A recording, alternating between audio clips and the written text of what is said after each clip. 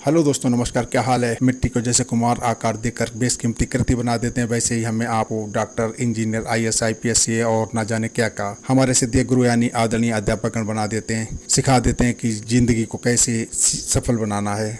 उन परम सिद्धि गुरुओं, अध्यापकों, प्रोफेसरों के लिए हम सब हमेशा कृतज्ञ रहेंगे, परंतु सार्वजनिक रूप से उन्हें सैल्यूट करना बनता है। सामना न्यूज टीम आदरणीय गुरुओं, अध्यापकों, प्रोफेसरों को सैल्यूट करती है। चाहे तो आप भी अध्यापकों, प्रोफेसरों को, टीचरों को सैल्यूट कर लें। सो फ्रेंड्स, आज तारीख है 14 जुलाई, दिन है शुक्रवार। आज हिंदी तिथि द्वादशी, कृष्ण पक्ष, रोहिणी नक्षत्र, चंद्र वृष राशि में है। दोस्तों, आजकल देखने में आ रहा है लोग अपने भाई परिवार के हिस्से को हड़प रहे हैं, धोखा करके अपने नाम कर रहे हैं। ये ठीक नहीं। ध्यान रखो, ईश्वर कहीं ना कहीं भाई परिवार का हिस्सा हड़पने वाले को, धोखा करने वाले को छोड़ता नहीं। ईमानदार बने रहो। तो शुरू करते हैं आज के मुख्य समाचार। आज देश दुनिया की खबरें शुरू करते हैं। आज जिनका जन्मदिन है, जिनके मैरिज एनिवर्सरी, उनको हार्दिक शुभकामनाएं। उनका अगला साल बहुत शुभकारी। और उसी के साथ में आपको अगर मेरा चैनल सब्सक्राइब कर दें, उसको सब्सक्राइब करने के बाद उसको बेल आइकन को प्रेस कर दें ताकि अगला नोटिफिकेशन आपको प्राप्त हो जाए। आप चाहे लाइक और शेयर भी कर दें। प्रधानमंत्री नरेंद्र मोदी ने संयुक्त राष्ट्र सुरक्षा परिषद पर फिर सवाल उठाया कि ये संस्था दुनिया के लिए बोलने का दावा कैसे कर सकती है जब सबसे अधिक आबादी वाला देश और सबसे बड़ा लोकतंत्र इसका स्थायी सदस्य नहीं है। उन्होंने कहा कि भारत को अपना उचित स्थान फिर से हासिल करने की जरूरत है, क्योंकि मुद्दा सिर्फ संयुक्त राष्ट्र की विश्वसनीयता का नहीं है। वैश्विक दक्षिण के अधिकारों को लंबे समय से नकारा गया, इससे इन देशों के लोगों के मन में गुस्सा है। भारत वैश्विक दक्षिण और पश्चिम दुनिया के बीच सेतु की भूमिका में है। ऐसे समय में जब दुनिया के कई देश बूढ़े हो रहे हैं, भारत दुनिया का सबसे युवा देश है। युवा हमारी सबसे मजबूत संपत्ति है। भारत के युवा व कुशल कार्यबल अपने आने वाले दशकों में दुनिया के लिए संपत्ति होंगे। पीएम मोदी ने कहा कि भारत फ्रांस साझेदारी का लक्ष्य सब स्वतंत्र, खुले, समावेशी, सुरक्षित और स्थिर हिंद प्रशांत क्षेत्र को आगे बढ़ाना है। दोनों देश हिंद महासागर क्षेत्र में प्रमुख शक्ति हैं। दोनों देशों का लक्ष्य क्षेत्र में व अन्य देशों की मदद करना भी है। मोदी ने निमंत्रण के लिए फ्रांस के राष्ट्रपति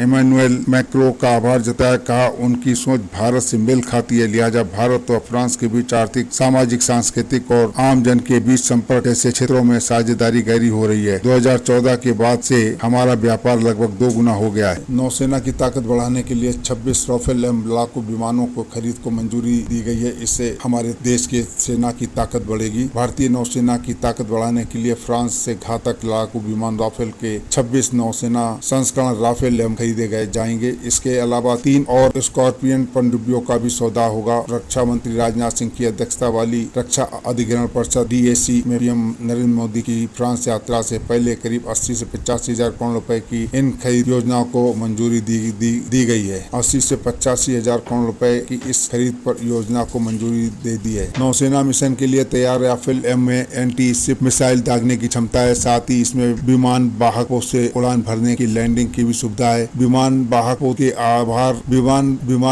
के आधार पर आकार घटाने बढ़ाने के लिए राफेल में विंग मोड़ सकते हैं। समुद्री मिशनों के लिए इसमें खास थेल्स RVE-2M रडार लगाया गया है। खासियत से युक्त ये जहाज भारत की सेना में 4 चांद लगाने के लिए तैयार। आज हमारे देश के लिए बहुत हर्ष का दिन है। आज ठीक 2:35:57 बजे श्रीहरिकोटा के सतीश धवन अंतरिक्ष केंद्र से चंद्रयान 3 को प्रक्षेपित कर दिया गया, जो सफलतापूर्वक अपनी मंजिल को तरफ बढ़ रहा है। और इसके लिए 1:05 से लेकर के 25.30 घंटे का काउंटडाउन शुरू कर दिया गया था। भारतीय अंतरिक्ष अनुसंधान इसरो चंद्रयान 3 के जरिए चंद्रमा के दक्षिणी ध्रुव पर लैंडर उतरेगा। पर लैंडर पर भारतीय दक्षिण ध्रुव पर लैंडर उतरने वाला पहला, चंद्रमा पर यान उतरने वाला चौथा देश बन जाएगा। अब तक रूस, अमेरिका और चीन ही चंद्रमा पर यान उतार सके हैं। चंद्रयान 3 का प्रक्षेपण अंतरिक्ष में भारी उपग्रह ले जाने के लिए बने रॉकेट LBM-3M4 पूर्व नाम GSLV Mark 3 से होगा। इससे करीब 1 माह बाद 23 व 24 अगस्त को चंद्रमा के दक्षिण ध्रुव पर लैंडर विक्रम को सॉफ्ट लैंडिंग पूरे नियंत्रण के साथ सतह पर सुरक्षित उतरना कार्रवाई की जाएगी। चंद्रमा का ये हिस्सा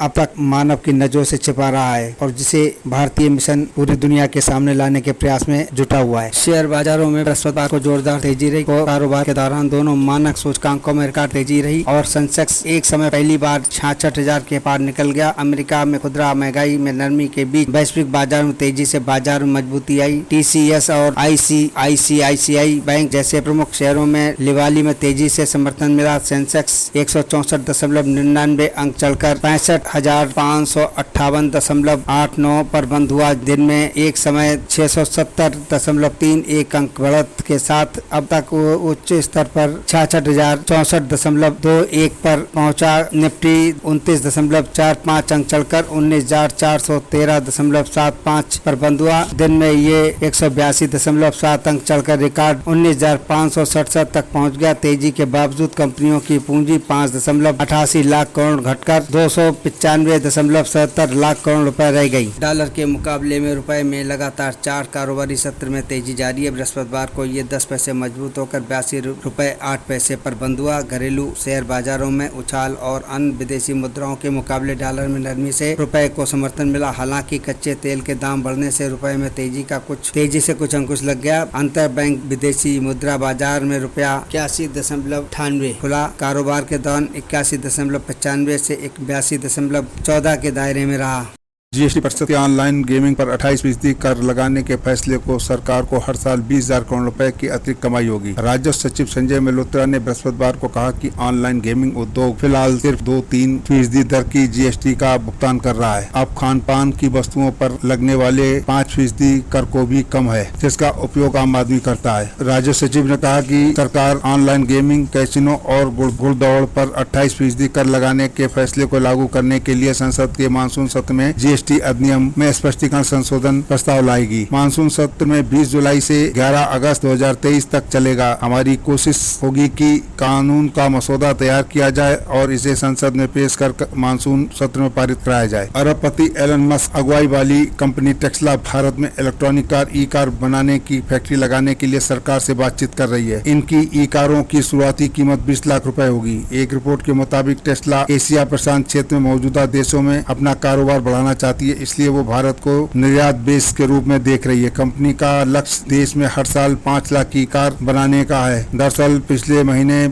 मस्क के साथ हुई बैठक में प्रधानमंत्री नरेंद्र मोदी ने कार निर्माता कंपनी को देश में निवेश करने के लिए प्रेरित किया था। इससे पहले आयातित कारों पर टैक्स को लेकर पिछले साल सरकार और टेस्ला में बात नहीं बन पाई थी। घरेलू बाजार में कीमतें थामने के लिए दुनिया का सबसे बड़ा निर्यातक भारत ज्यादातर किस्मों के चावल के निर्यात पर प्रतिबंध लगा सकता है। अगर ऐसा हुआ तो अल नीनो प्रभाव के कारण खाद्य महंगाई से पहले ही जूझ रहे दुनिया भर के देशों में चावल की कीमतें और अधिक बढ़ सकती हैं। वैश्विक चावल निर्यात में भारत की 40% से ज्यादा हिस्सेदारी है। ब्लूमबर्ग ने एक रिपोर्ट में कहा कि केंद्र सरकार सभी गैर बासमती चावल के निर्यात पर प्रतिबंध लगाने की योजना पर विचार कर रही है। हालांकि अभी इस संबंध में कोई सूचना जारी नहीं हुई है। वैश्विक बाजार में बहुमूल्य धातुओं की कीमतों में तेजी से बृहस्पतिवार को दिल्ली सराफा बाजार में सोना 400 रुपया महंगा होकर 60,100 रुपए प्रति 10 ग्राम के भाव पर पहुंच गया। चांदी की कीमत 2300 रुपए की जोरदार उछाल के साथ 75,000 रुपए प्रति किलोग्राम पहुंच गई। पिछले कारोबारी सत्र में सोना 59,700 रुपए 10 ग्राम में बंद हुआ था। अंतर्राष्ट्रीय बाजारों में सोना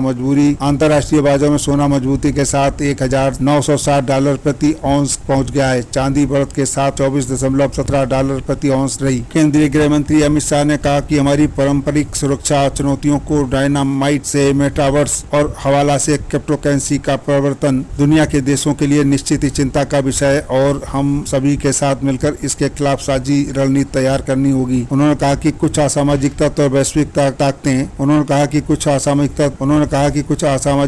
वैश्विक ताकतें नागरिकों और सरकारों को आर्थिक और सामाजिक नुकसान पहुंचाने के लिए प्रौद्योगिकी का दुरुपयोग कर रहे हैं। शाह ने आर्टिफिशियल इंटेलिजेंस, मेटावर्स और NFT के युग में अपराध और साइबर सुरक्षा में G20 सम्मेलन के 2 दिवसीय सत्र के उद्घाटन समारोह में कहा कि आतंकवादियों की ओर से वित्तीय लेन देन के लिए नए तरीके तथा नई तकनीकों का इस्तेमाल किया जा रहा है, जिससे सुरक्षा तंत्र और डिजिटल ढांचे के लिए खतरा पैदा हो गया है। फ्रांस के बस्तील समारोह में शामिल होने प्रधानमंत्री नरेंद्र मोदी बृहस्पतिवार को पेरिस पहुंचे। हवाई अड्डे पर फ्रांसीसी प्रधानमंत्री एलिजाबेथ बोर्न ने मोदी का भव्य स्वागत किया। रेड कार्पेट स्वागत में तिरंगा लहराते भारतीयों ने भारत माता की जय के नारे लगाकर मोदी का अभिनंदन किया। पीएम मोदी ने भी मौजूद सभी लोगों का अभिवादन किया। मोदी ने पेरिस पहुंचते ही ट्वीट किया, पेरिस पहुंच गया हूं। 2 दिवसीय यात्रा के दौरान भारत फ्रांस सहयोग को बढ़ावा देने की उम्मीद है। साथ ही भारतीय समुदाय के साथ बातचीत को लेकर बहुत उत्साहित हूं। प्रधानमंत्री नरेंद्र मोदी पेरिस से 15 जुलाई को संयुक्त अरब अमीरात के अबू धाबी की यात्रा करेंगे। पेरिस रवाना होने से पहले दिल्ली में प्रधानमंत्री मोदी ने विश्वास जताया कि उनकी यात्रा द्विपक्षीय रणनीतिक साझेदारी की एक नई गति प्रदान करेगी। माइक्रो के साथ प्रधानमंत्री मोदी की बातचीत में द्विपक्षीय रक्षा संबंधों के विस्तार पर मुख्य फोकस रहने की उम्मीद है। बॉम्बे हाई कोर्ट ने बृहस्पतिवार को कहा कि सोशल मीडिया पर फेक न्यूज, झूठी और भ्रामक सूचनाओं के संबंध में संशोधित आईटी नियम एक तरह का सरकारी फरमान है। नए नियम केंद्र को ऐसी जानकारी के खिलाफ कार्रवाई का अधिकार देते हैं। इसके लिए उन्हें साझा करने वाले को कंटेंट की औचित्य समझाने और बचाव करने का मौका नहीं देते। जस्टिस गौतम पटेल और जस्टिस लीना गोखले की खंडपीठ ने जानना चाहा कि संशोधित नियमों के तहत आखिर सरकारी काम क्या है, क्योंकि इसमें महाराष्ट्र के हालिया राजनीतिक घटनाक्रम का जिक्र है जिसमें पार्टियां पाला बदलकर एक दूसरे को हाथ थाम रही हैं। कोर्ट ने जानना चाहा कि पार्टियों के पाला बदलने में सरकारी काम क्या है। अदालत संशोधित आईटी नियमों को चुनौती देने वाली याचिकाओं की सुनवाई कर रही है जो 14 जुलाई को जारी रहेगी। बॉम्बे हाई कोर्ट ने कहा कि दुनिया के तमाम देशों में किशोरों के लिए आपसी सहमति पर यौन संबंध बनाने की उम्र घटा दी है। समय आ गया कि हमारा देश और हमारी संसद भी दुनिया भर में हो रहे बदलावों का गौर करे और आपसी सहमति से यौन संबंध की उम्र सीमा घटाने पर विचार करे। हाई कोर्ट ने कहा कि सहमति की उम्र शादी की उम्र के अलग की जानी चाहिए, क्योंकि यौन कृत्य केवल शादी के दायरे में नहीं बांधे होते हैं। यही नहीं, समाज और न्याय प्रणाली को भी इस पहलू पर गौर करना चाहिए। जस्टिस भारती डांगरे की एकल पीठ ने ये टिप्पणी अपने एक हालिया फैसले के दौरान की। कोर्ट ने 10 जुलाई को अपने आदेश में यौन अपराधों से बच्चों के संरक्षण पॉस्को अधिनियम के प्रावधानों के तहत आपराधिक मामलों की बढ़ती संख्या पर चिंता जताई।